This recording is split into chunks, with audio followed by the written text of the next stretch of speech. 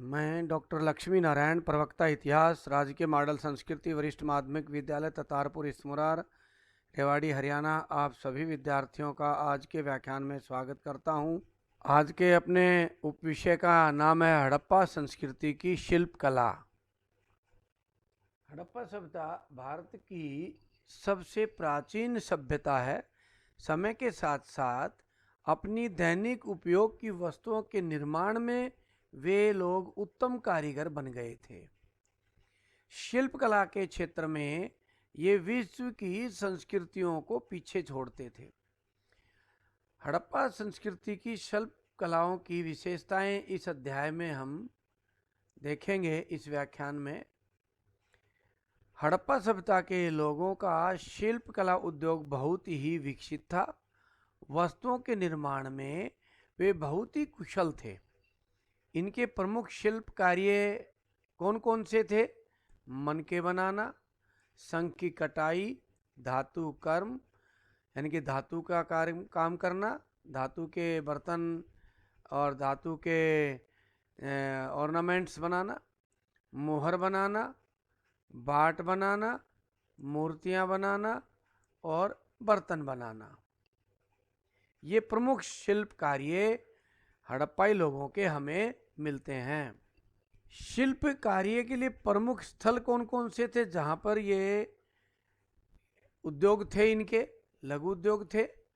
मोहनजोदड़ो में अवशेष मिले हैं, हड़प्पा में, लोथल में, चनूदड़ो में, नागेश्वर में, धोलावीरा और बालाकोट। सबसे ज़्यादा हम चनूदड़ो में इनके अवशेष हमें मिले हैं लघु उद्योग के। सबसे पहले देखते हैं मनके बनाना। मनके बनाने की कला में ये लोग बड़े ही निपुण थे। मनके निर्माण कार्य एक बहुत ही विकसित उद्योग के रूप में आ गया था। स्त्रियां तथा पुरुष दोनों ही मनकों की माला पहनते थे। मनके बनाने के प्रसिद्ध स्थल चनूदड़ो और लोथल थे। इसके अलावा मोहनजोदड़ो और धोलावीरा में भी मनके बनाए जाते थे। पीछे हमने जो केंद्र दोहराए हैं, मनके बनाने के लिए कार्निलियन जो एक प्रकार का लाल रंग का पत्थर था, जैस्पर, शेलखड़ी, क्वार्ट्ज, स्फटिक नामक पत्थरों से मनके बनाए जाते थे। कुछ पत्थरों पर सोने के टोप का प्रयोग किया जाता था। शंख, पक्की मिट्टी, हाथी दांत से भी मनके तैयार किए जाते थे। मनके बेलनाकार, ढोलाकार, गोलाकार, चक्राकार तैयार किए जाते थे। आगे ये सब आपको मैं चित्र में दिखाऊंगा। चनूदड़ो, लोथल, धोलावीरा में मनकों में छिद्र करने के उपकरण प्राप्त हुए हैं। अब आता है कि मनकों के लिए कच्चा माल कहाँ से आता था? मनकों के लिए कच्चे माल में प्रमुख रूप से सोना, चांदी, तांबा, टिन, कांसा, हाथी दांत, पत्थर, फयांस, शंख, कार्निलियन, जैस्पर, स्फटिक, क्वार्ट्ज, सेलखड़ी, लाजवर्द मणि, लकड़ियां आदि सम्मिलित हैं। कच्चा माल प्राप्त कहाँ से करते थे?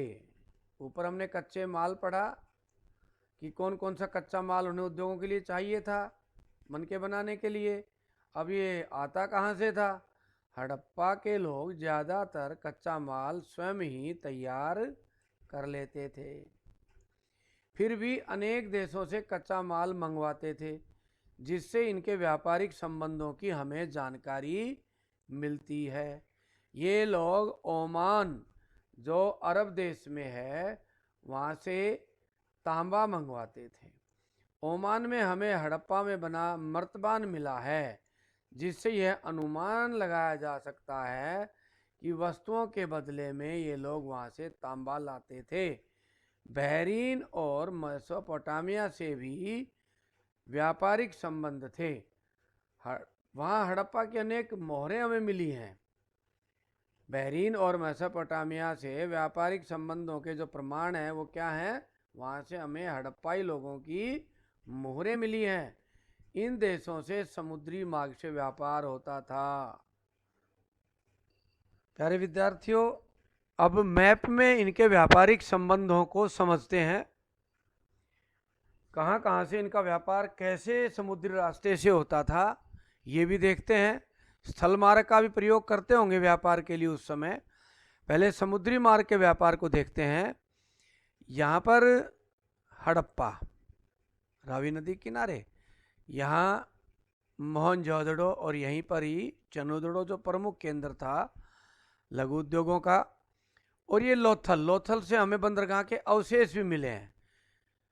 लोथल के मार्ग से यदि व्यापार रहा इनका समुद्री, तो ये मार्ग ऐसे रहा होगा, इधर से अरब सागर से होते हुए, और ये लोग फारस की खाड़ी में यहाँ से, और फिर इस तरह से मेसोपोटामिया, यहाँ इन नदियों के किनारे, दजला फरात नदियों के किनारे पहुँच जाते थे फारस की खाड़ी होते हुए। ये मेसोपोटामिया की सभ्यता का केंद्र हम देख रहे हैं सारा, ये जो रंगीन कर रखा है। और ये उर शहर था प्रमुख वहाँ का, ये उरुक शहर था। अब कैसे व्यापार होते थे? मगान पुराना नाम है ओमान का, आजकल इसको ओमान बोलते हैं। ऐसे ही दिलमुन, ये बहरीन है, यानी कि ये मगान, ये दिलमुन, इसको आजकल ओमान कहते हैं, दिलमुन को बहरीन कहते हैं। इससे मगान और दिलमुन से हमें व्यापार के प्रमाण मिलते हैं। मेलुआ से भी व्यापारिक प्रमाण हमें मिलते हैं। वहाँ के एक लेख में ये जानकारी मिलती है कि मेसोपोटामियाई लोग मेलुआ से वस्तुएं मंगवाते थे। मेलुआ इस क्षेत्र को कहा जाता होगा, सिंधु घाटी के सभ्यता के क्षेत्र के लिए मेलुआ शब्द प्रयोग हुआ है। यहाँ से ये मेसोपोटामियाई लोग यहाँ से कार्निलियन, लाजवर्द मणि, तांबा, सोना तथा विभिन्न प्रकार की लकड़ियाँ मंगवाते थे। तो कोई ना कोई समुद्री मार्ग यहाँ से भी रहा होगा इस तरह से, और स्थल के मार्ग से वो ऐसे इस तरह पहुँचते होंगे। तो स्थल के मार्ग से और जल के मार्ग से इनका व्यापार इन लोगों से इस प्रकार होता है। अब आभूषणों को देखते हैं। हड़प्पा संस्कृति के आभूषण देखिए, ये अलग अलग पत्थरों से, हाथी दांत से, तांबे से, सोने से, चांदी से बने हुए आभूषण हैं। देखो ये कुछ आभूषण रखे हुए हैं अलग से। ये माला में पिरोकर एक डिज़ाइन बनाने का प्रयास भी किया है। जो चीज़ें मिली हैं यहाँ, ये डिज़ाइन बनाने का प्रयास किया है इस तरह से ये। और ये वस्तुएं देखो, ये बेलनाकार, ठीक है, ये ढोलाकार वस्तुएं भी यहाँ से मिली हैं। ये मणि तुम देख रहे हो इसमें। और ये देखिए आप लोग विभिन्न प्रकार के इसमें आभूषणों के अवशेष देख रहे हैं। ऐसे ही यहाँ देखिए, ये पत्थर और अनेक प्रकार की चीज़ें वहाँ मिली हैं। आगे और देखते हैं। ये देखिए कितना सुंदर आभूषण इकट्ठा करके तैयार किया गया है।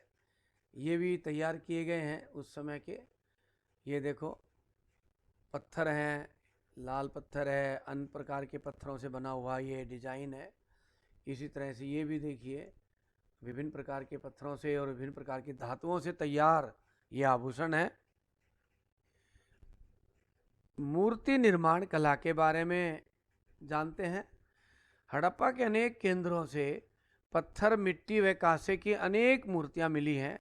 ये लोग मूर्ति कला में बड़े संपन्न थे और बड़े ही सुंदर ढंग की मूर्तियां बनाते थे। पत्थर की मूर्तियां, यहाँ से मिलने वाली वस्तुओं में सबसे अधिक महत्वपूर्ण पत्थर से बनी मूर्तियां हैं। इनमें सबसे विलक्षण हड़प्पा से मिलने वाली लाल पालिश की हुई पत्थर की मूर्ति है। यह एक पुरुष की है जिसके हाथ पैर नहीं है, सिर्फ धड़ है। इस मूर्ति का सिर और बाहें अलग अलग बनाए गए थे और बाद में उनको जोड़ा गया था, ऐसा उस मूर्ति से नजर आता है। एक और मूर्ति मोहनजोदड़ो से मिली है। इस मूर्ति यह मूर्ति किसी कुलीन पुरुष की मानी गई है या पुरोहित की मानी गई है। इस पुरुष की मूर्ति में दाढ़ी दिखाई गई है। इसने शाल ओढ़े हुई है जिस पर तिरुपति की आकृति बनी हुई है। धातु की मूर्तियां भी मिली हैं। हड़प्पा के लोग अलास्ट वैक्स विधि से कांसे को ढालने की कला जानते थे। कांसे की बनी हुई एक नाचने वाली लड़की की मूर्ति बड़ी ही सुंदर है। इसका शरीर पतला, टांगे लंबी, आंखें बड़ी बड़ी हैं। इसने बालों का बड़ा ही सुंदर जूड़ा बनाया हुआ है। उसने गले में एक हार और हाथों में बाहों में चूड़ियां पहनी हुई है। वह अपनी कमर पर हाथ रखकर नाचने की मुद्रा में खड़ी है। इसकी बाई टांग आगे की ओर है जो नाचने की मुद्रा बनाती है। ये देखते हैं दोनों चित्र जिनकी हमने चर्चा की अभी। पुरोहित राजा के पत्थर की बनी हुई मूर्ति, या तो राजा था या पुरोहित था। ये इसने शाल ओढ़ा हुआ, एक साइड की बाजू से नीचे चला गया। ये दाढ़ी इसके है। इस तरह हम देखते हैं। ऐसे ही ये नर्तकी की मूर्ति है जिसको अभी हमने पढ़ा, धातु की बनी हुई है। देखो इसने यहाँ तक चूड़ियाँ पहनी हुई है। आज भी बहुत सी महिलाएं राजस्थान में ऐसी चूड़ियाँ पहनती हैं और नाचने की मुद्रा में ये महिला खड़ी है। तो नर्तकी की मूर्ति ये मानी गई है। मिट्टी की भी अनेक मूर्तियां हमें मिली हैं। मोहनजोदड़ो से मिट्टी की बनी हुई एक स्त्री की मूर्ति मिली है जिसको मातृ देवी की मूर्ति माना गया है। इसका छेद किया हुआ नाक, कमर पर गहनों की पट्टी बहुत ही आकर्षक है। नाभि में एक पौधा उगा हुआ है। एक कुबड़ वाले बैल की मूर्ति मिली है। इसके गले में रस्सी बंधी हुई है। गर्दन दाईं ओर मुड़ी हुई है। मिट्टी के अनेक छकड़े अर्थात बैलगाड़ियाँ मिली है जिनके पहिए भी मिट्टी के बने हैं। तो कुछ मूर्तियाँ देखते हैं। पहले इनको देखते हैं। ये महिलाओं की मूर्तियाँ हैं, कितनी बढ़िया बनाई हुई हैं। विभिन्न प्रकार के डिजाइन में है महिलाओं की मूर्तियाँ। ऐसे ही इस मूर्ति को ध्यान से देखो विद्यार्थियों। ये बीच में एक महिला है। ये महिला है, दोनों तरफ शेर हैं। तो इसको हम मान सकते हैं कि उस समय ये दुर्गा का रूप इस प्रकार का रहा होगा। अब मातृ देवी जिसको जननी भी कहा गया है, जननी यानी कि जन्म देने वाली, तो इसको कैसे माना जन्म देने वाली कि इसके गर्भ से एक पौधा निकलता दिखाई दे रहा है, अंकुर फूट रहा है। देखो ये, तो इसको जननी कहा गया। बड़ी सुंदर और पेंट की हुई मूर्ति हमें दिखाई दे रही है। ये मातृ देवी की मूर्ति है, ऐसा इतिहासकारों का मानना है। अब विद्यार्थियों नजर डालते हैं मिट्टी की बनी हुई कुछ मूर्तियों पर। टेरिकोटा मिट्टी को पका करके जो मूर्तियां बनाई जाती है, जो चित्र बनाए जाते हैं, उनको कहते हैं। ये रोटीनुमा वस्तुएं हमें कुछ मिली है जिनमें बीच में छिद्र हैं। आप देख रहे हैं ये छिद्र है। ऐसा माना जाता है कि ये या तो ताबीज या गहनों के रूप में पहना जाता होगा। छिद्र हैं तो इनमें पहनने के लिए बनाए होंगे। इन पर एक सींग वाले श्रृंगी का चित्र है जो हड़प्पा के लोग शुभ मानते थे। ये देखो, ये एक सींग है इसके। ये यहाँ भी बना हुआ है ये चित्र। इनमें सब में बने हुए हैं ये श्रृंगी के चित्र। तो हड़प्पा के लोग इसको शुभ मानते थे, तो जरूर कहीं ना कहीं ताबीज के रूप में इसका प्रयोग करते हैं। बच्चों के खेलने के मिट्टी के खिलौने भी हमें मिले हैं। देखियो, ये देखो, ये देखो, ये बैल गाड़ी है और ये बाद में ढूंढ करके जब मिले हैं अवशेष तो इनको असेंबल करके बनाया गया। तो ऐसा इसका चित्र सामने आया। ये छोटी छोटी और गाड़ियां हैं दो।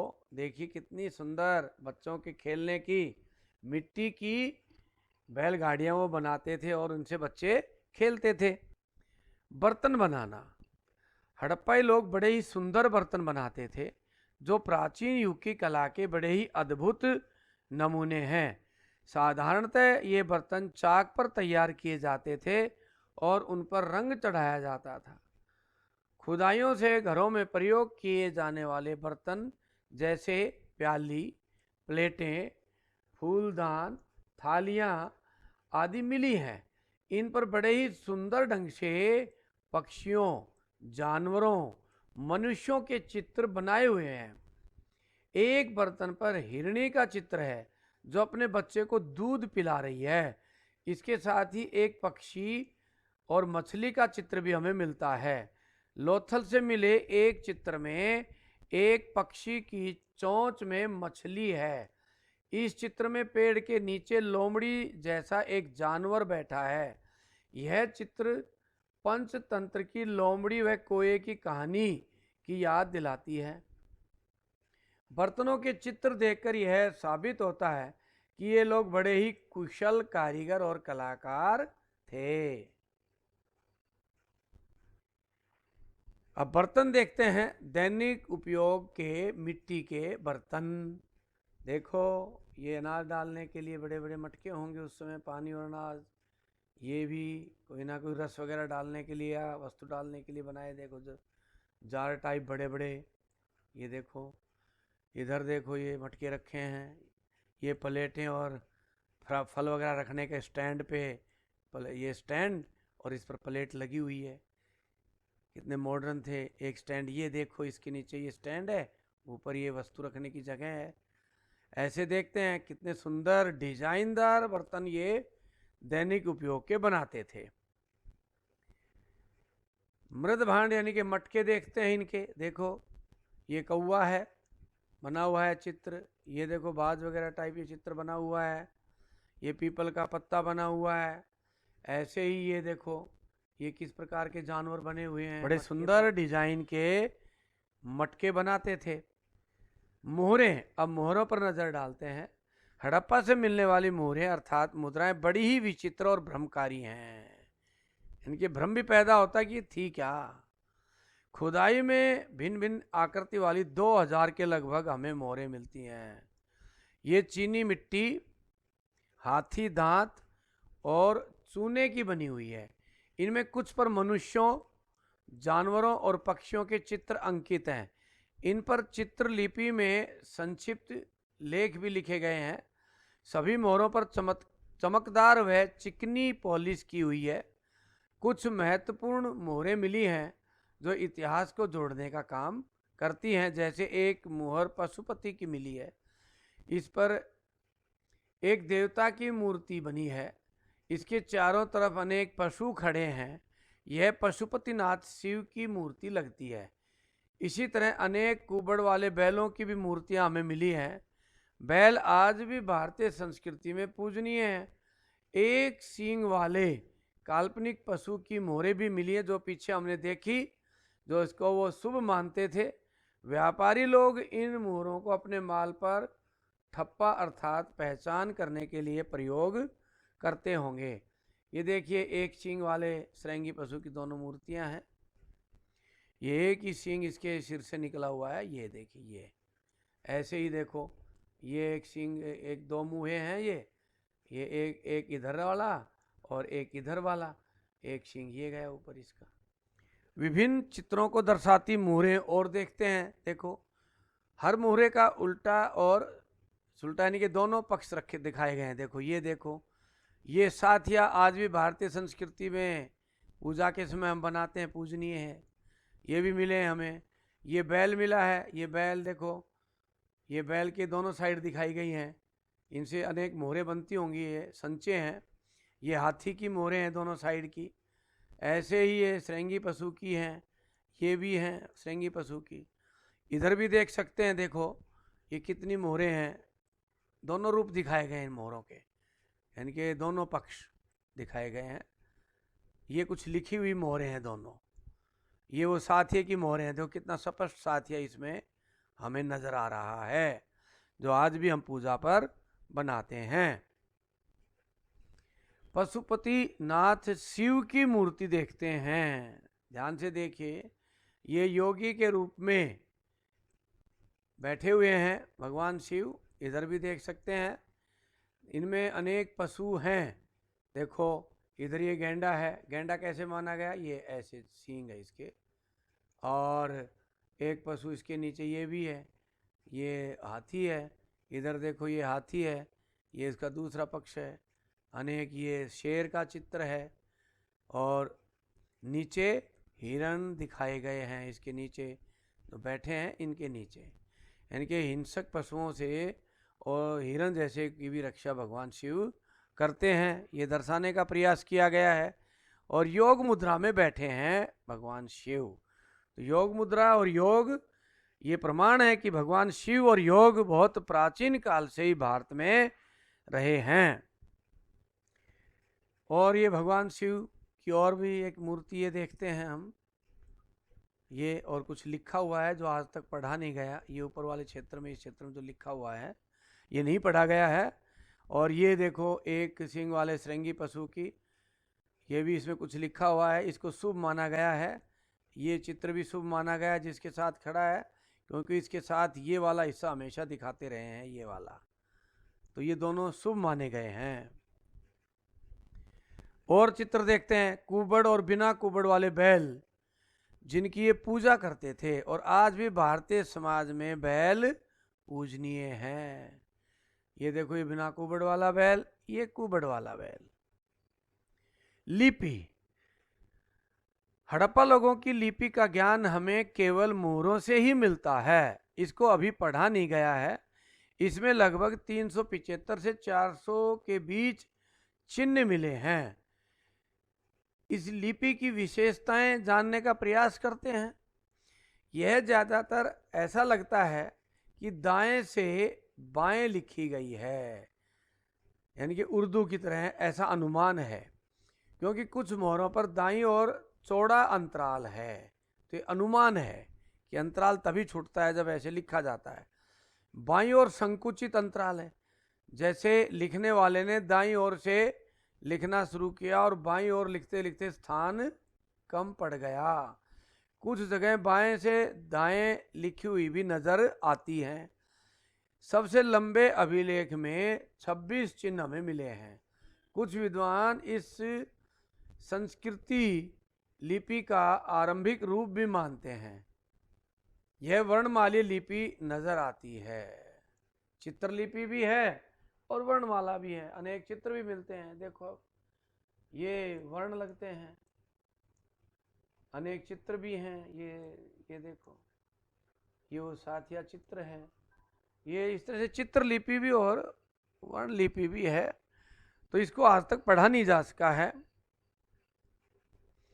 हड़प्पा लिपि जो खुदाई में मिली है वो इस तरह की है, वो तो हमने डिजाइन देखा था, तैयार किया हुआ, ये ओरिजिनल है। देखिए अब ये भी एक अक्षर है, ये भी है, ये मछली का सा चित्र बना हुआ है, अनेक ये लिपियां हमें मिली हैं।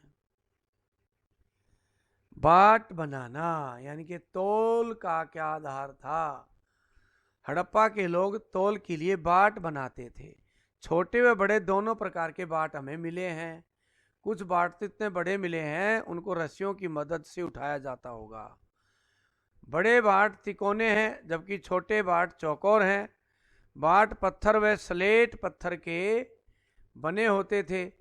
इनके बाट एल्म और मेसोपोटामिया से मिले बाटों से अधिक यथार्थ प्रतीत होते हैं, यानी कि उनसे अच्छे हैं हमारे बाट, भारतीय संस्कृति के बाट। तौल की 16 इकाइयां मानी जाती थी, यानी कि 16 का 16, 32, 64 ऐसे ये लोग तराजू का प्रयोग करते थे।